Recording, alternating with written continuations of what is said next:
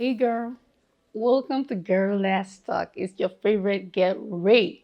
And if I'm here to be your favorite girl, don't worry. After this video, I am definitely going to be your favorite girl because what we're going to talk about today is a table that a lot of people try to shy away from it and hide from it or try to claim I am not on that table, but we are all on that table. So before we go any far, subscribe.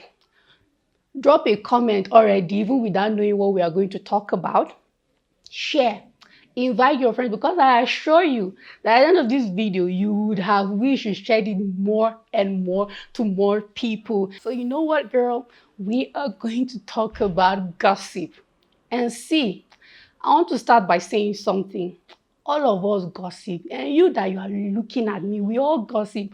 I'm not coming here to form and say we don't gossip, we don't talk about people. Okay, if you have never gossiped before, just raise your hands and say I have never, and thunder will fire you where you are because we are all guilty about it. And so that you will know you have gossip, I took the time to go and find dictionary meaning of what gossip is so that you will know that you have done it at one point or another of your life. All right, quickly, what gossip is. A casual or unconstrained conversation or report about other people. Now, there's a second part to the definition of gossip, and that's the part I like. Typically involving details that are not confirmed or being true. Now, I want to start with the first part. A casual or unconstrained conversation or report about other people. See, if you have once said, I heard that President Tinubu did this and that, or you have gossiped. If you have once told somebody, I heard of a woman in Kaduna State that her children did this and that, you have gossip. Even if you take it overseas and say you've heard of President Biden, he have done this, he plays golf, he goes to this place, and see, you have gossip. We are all guilty of gossiping. And wait, let's take it this way. We are designed by nature, right, to want to know people's life. In fact, you want to tell others about what's going on in your life. So there's just this interaction that we have with each other that comes in. For me, I say naturally because none of us are like islands, right? If God didn't want us to interact with each other, I think we'll all have an island. You have heard that by now. It will mean that everybody will just live walls apart so that you won't know what is happening in Mrs. A, Miss B's life and all of that. But even you want to tell someone about what is going on in your life, and you also want to hear about what is going on in people's life. So for some reason, we do find ourselves talking about each other. As long as you are known, you're a boss somewhere, you have subordinate, you're being known in your areas, you're being known in church, you are popular, you're not popular, even if it is just two people that know you, girl, they will gossip about you. Gossip, as far as I'm concerned, is normal. And for the fact that it's normal doesn't mean we should go about doing it. And you know what? This is where I want to take the conversation. And for me, I believe that this is where we get it wrong. This is where we start getting gossip wrong. And the number one way for me is that majority of what you do when you meet with your friends. Like when you catch up with a friend, are you 90% talking about people and then maybe the 10% you're now talking about your life? I believe that when you meet with friends, with relatives, with just anybody that you haven't seen in a long while, it's okay to catch up, right? Let the 90% of your conversation be really you talking about yourself, telling your girlfriend about what you did, telling your friend, your partner, your family about yourself. But the problem is I don't know how to describe you. For those that like gossiping, when you meet with your friends, 90% you are talking about people's life. And you see, when you are 90% talking about people's life, you begin to lie. you begin to add sugar, you begin to add Maggi, you begin to add one or two things or the other. So when you meet, are you 90% talking about others or 90% talking about yourself? Then maybe 10% you be, hey, I heard this happen to Sarah.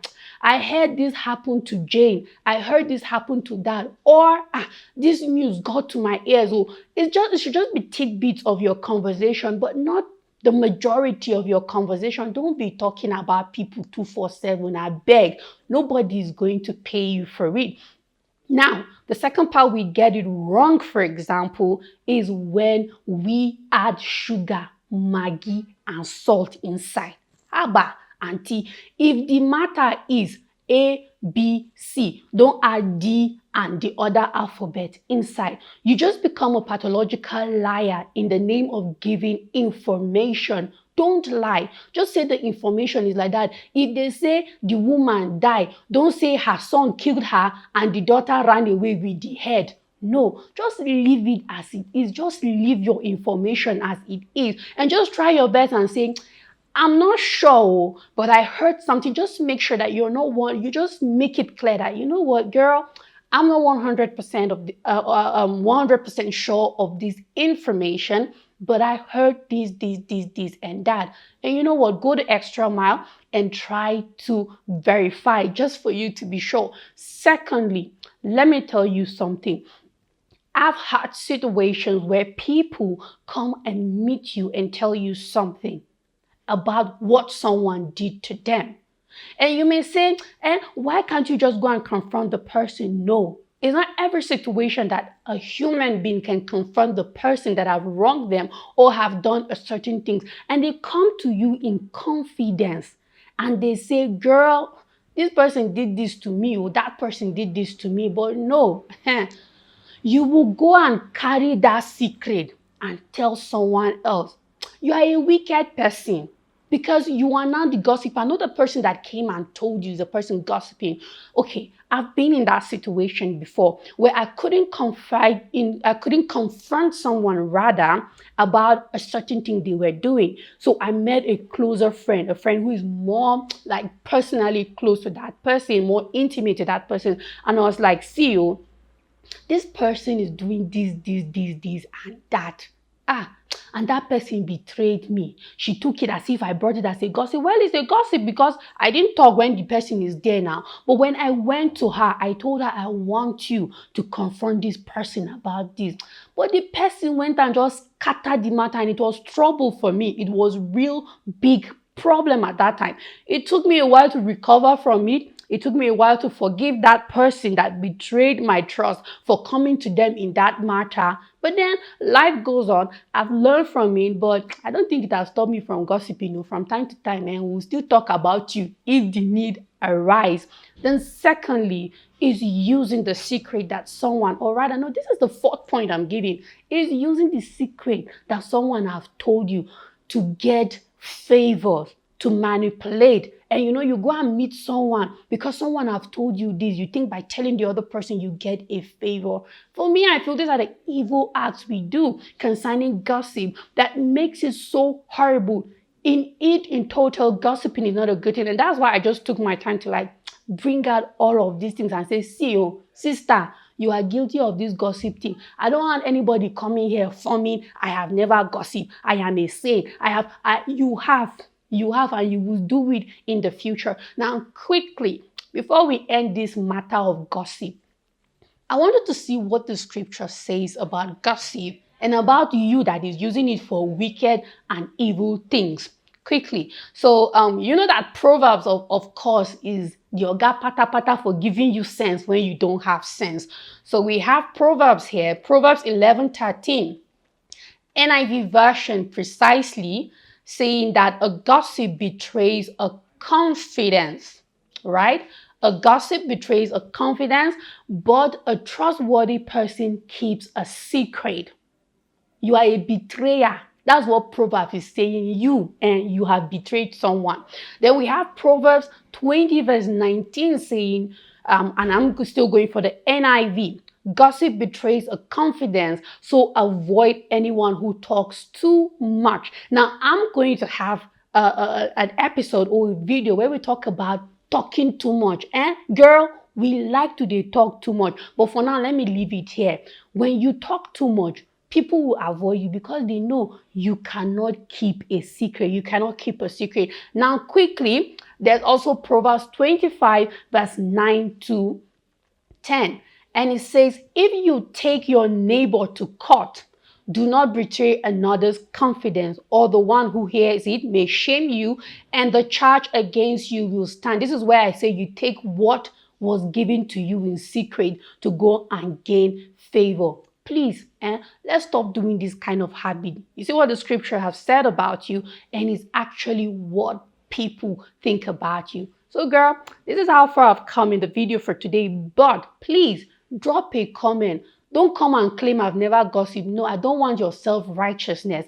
I want you to tell me when, where, and how you have gossiped before, or gossip kind of affected your life like I told you my own. Just drop a comment, say what it has done, and how you have once trusted someone and then that betrayer betrayed you. Drop a comment, share if you want people to be a part of this conversation, if you want others to share their own stories about how gossip has affected their lives, and then be a part of it. Please subscribe, share, and just turn on your notifications so that when next I drop another juicy topic like gossip, you will be the first to know about it. So thank you for watching. Thank you for staying to the end of this video. Girl, till I come your way next time, goodbye.